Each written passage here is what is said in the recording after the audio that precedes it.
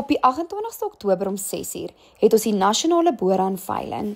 Hierop aanbod gaan wees boeraan bulle as ook vroulike diere. Hierdie veiling gaan plaasvind in Windhoek, Namibië en gehou word deur Agra Namibië.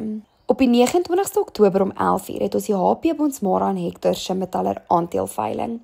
Hierdie veiling op aanbod gaan hê 15 Bonsmara bulle, 15 Schmidthaler bulle, 100 Bonsmara koeie en kalwers. Hierdie veiling gaan plaasvind in Sloerie en gehou word deur Karoo Oes.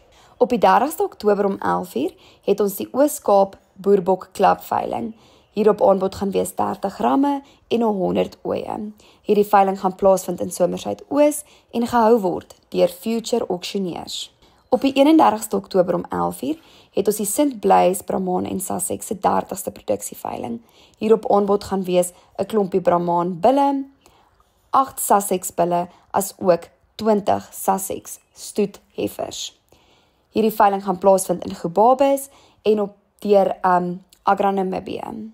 Op die 31ste Oktober om 11uur het ons die Handley Wildlife Service se wildsveiling.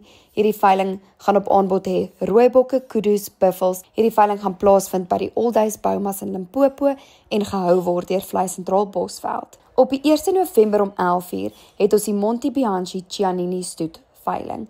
Hierdie veiling gaan op aanbod hê 7 bulle, 20 vroulike diere, as ook 50 strooitjies. Hierdie veiling gaan plaasvind in George en gehou word deur BKB South.